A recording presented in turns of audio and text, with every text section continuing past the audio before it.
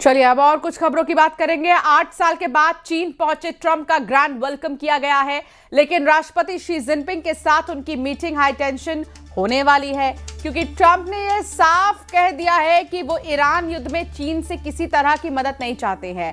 इसके जवाब में चीन ने उन्हें अपनी 4 खतरनाक रेड लाइन बता दी है। इधर ईरान ने ट्रंप फोर्स को हार्मूज से खदेड़ भगाने के लिए नया हथियार भेज दिया है। देखिए रिपोर्ट।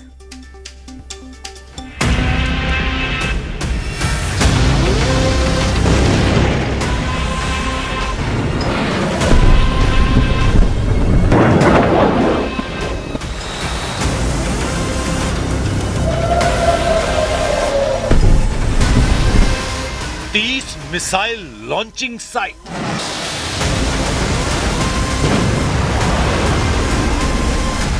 एक 1000 राउंड मिसाइल फायर।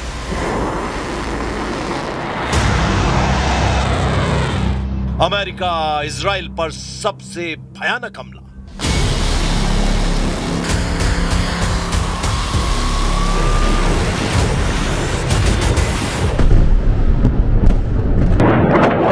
ईरान ने पक्का हिसाब लगा लिया है। खाड़ी में ईरान की मिसाइलों का तूफान आने वाला है, क्योंकि ट्रंप को, इजराइल को, खाड़ी देशों में अमेरिका के हमदर्दों को ईरान संभलने का कोई मौका नहीं देने वाला है।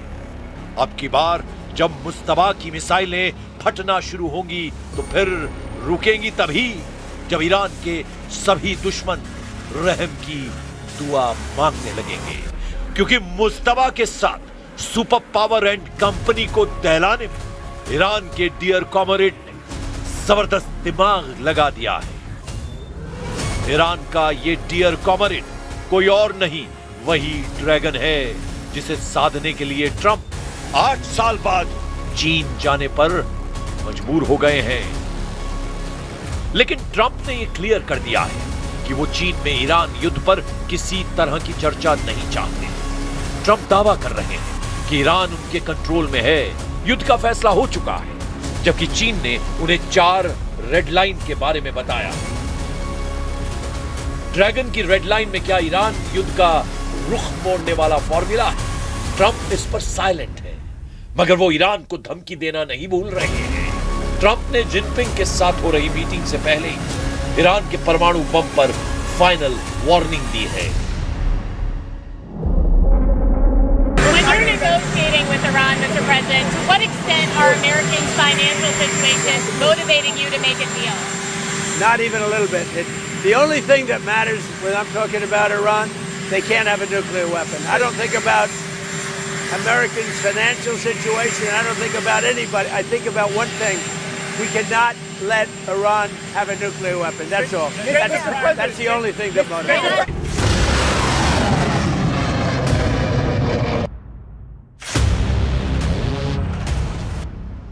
हालांकि ट्रंप के धमकाने का कोई असर ईरान पर दिख नहीं रहा है। मुस्तबा के लड़ाकों ने अमेरिका और इजराइल पर डर्टी बमों की बौछार की तैयारी शुरू कर दी है। मीडिया रिपोर्ट्स में दावा किया जा रहा है कि ईरान डर्टी बम में टीएनटी जैसे विस्फोटकों के साथ एनरिच्ड यूरेनियम को मिलाकर विनाशकारी हमलों की कोशिश में जुटा है। अगर ईरान का यूरेनियम लोडेड डर्टी बम फटा तो बड़े इलाके में रेडियोलॉजिकल जहर फैलेगा, जिससे महातबाही मच सकती है। ईरान ने हॉर्मूज में ट्रंप नेवी को मार भगाने के लिए नया हथियार भी निकाला है। ईरान ने सबसे खतरनाक अंडर वाटर ड्रोन नारवेल हॉर्मूज में तैनात कर दिया है। नारवेल एक ऑटोनॉमस अंडर वाटर ड्रोन है। रेवोल्यूशनरी लड़ाकों ने दावा किया है कि उनका ड्रोन गुप्त हमला करने वाला हथियार है। 8 से 9 मई 2026 के बीच हुए एक टकराव में नारवेल ड्रोन ने एक अमेरिकी विध्वंसक को निशाना बनाया था। ईरानी ड्रोन ने अमेरिकी जहाज के सोनार सिस्टम को चकमा देकर उसके प्रोपेलर को तबाह कर दिया था। हॉर्मूज अभी अमेरिका ईरान का एपिसेंटर बना हुआ है। ऐसे में ईरान इस फ्रंट पर किसी भी तरह की कमी नहीं रख रहा है। नारवेल ड्रोन इतना खतरनाक क्यों माना जा रहा है, अब जरा इसे भी जान लीजिए। मुस्तबा का नारवेल ड्रोन लिथियम आयरन बैटरी से चलता है, जिससे इसमें इंजन का शोर न के बराबर होता है। इसी वजह से अमेरिकी नेवी के हाईटेक सोनार भी इसे पकड़ नहीं पाते हैं। नॉर्वेल ड्रोन में सिलेक्टिव टारगेटिंग की खासियत है, यानी सिविलियन टैंकर को छोड़कर मिलिट्री वेसल और डिस्ट्रॉयर्स को यह ड्रोन निशाना बनाता है। नॉर्वेल ड्रोन की स्टेल्थ तकनीक और नेविगेशन सिस्टम में रूसी और चीनी इंजीनियरिंग की बेजोड़ जुगलबंदी नजर आती है। नॉर्वेल ड्रोन पानी के अंदर 300 मीटर की गहराई तक गोता लगा सकता है और घंटों तक समुद्र के नीचे घात लगा सकता है। ईरान अपने अंडरग्राउंड ड्रोन दस्ते को एक्टिव कर चुका है। रेवोल्यूशनरी नेवी ने सिग्नल दिए हैं कि हॉर्मुज से ट्रंप की नाकाबंदी तोड़ने का टाइम आ गया है। So we said let's focus on ending the war, and by ending the war it means that let's take care of the issue of the Strait of Hormuz and also discontinuing this so-called blockade that US has imposed on Iran. Iran ने दुश्मनों को डराने का नया दांव चला है। Mustafa force ने नई मिसाइलों, नए लॉन्चिंग सेंटर की फिल्म रिलीज की है। ईरान की मिसाइल सिटी के दृश्य ने अमेरिका के होश उड़ा दिए हैं। मुस्तफा की मिसाइलों की नई झलक इजराइल में हड़कंप ला चुकी है। ईरान ने पहाड़ के नीचे छिपी मिसाइल सिटी की लेटेस्ट फिल्म रिलीज की है। यह 2000 फीट नीचे ईरान का वो किला है जहां दुश्मन के किसी हमले का कोई असर नहीं होने वाला। खामनेई के कमांडर इन सुरंगों से जुड़े सीक्रेट लॉन्च सेंटर से तेल अवीव से दुबई तक तबाही मचाने के ऑर्डर देते हैं। ऐसे secret war headquarter bunker buster attack को बेअसर कर देते हैं। इन सब बातों से अलग जो बात अहम है वो ये है कि अमेरिका इजराइल से युद्ध में अगर ईरान बचा हुआ है तो उसके पीछे तो सबसे बड़ी ताकत है। पहले नंबर पर है रूस के राष्ट्रपति व्लादिमीर पुतिन और दूसरे नंबर पर है चीन के राष्ट्रपति शी जिनपिंग। पुतिन का स्टैंड पहले दिन से क्लियर है। उन्होंने युद्ध में ईरान का साथ दिया है, लेकिन चीन साथ देकर भी ईरान के साथ खुलकर नहीं दिखा।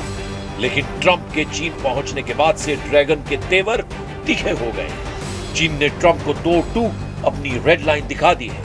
चीन 4 चीजों को लेकर इतना सीरियस है कि उनके नाम भी ट्रंप की जुबान पर नहीं आने देना चाह रहा है। चीन ने कहा है कि उसकी पहली रेड लाइन ताइवान का सवाल है। ताइवान ने अमेरिका के साथ डिफेंस डील कर रखी है, जबकि चीन दावा करता है कि ताइवान उसका हिस्सा है। इसीलिए ट्रंप ने ताइवान का राग छेड़ा तो ड्रैगन भड़क सकता है। चीन की दूसरी रेड लाइन लोकतंत्र और मानवाधिकार है। अमेरिका आरोप लगाता है कि चीन में मानवाधिकारों का उल्लंघन होता है, खासकर उइगर मुसलमानों पर अत्याचार और उन्हें जेल में रखने के आरोप चीन को अब बर्दाश्त नहीं है।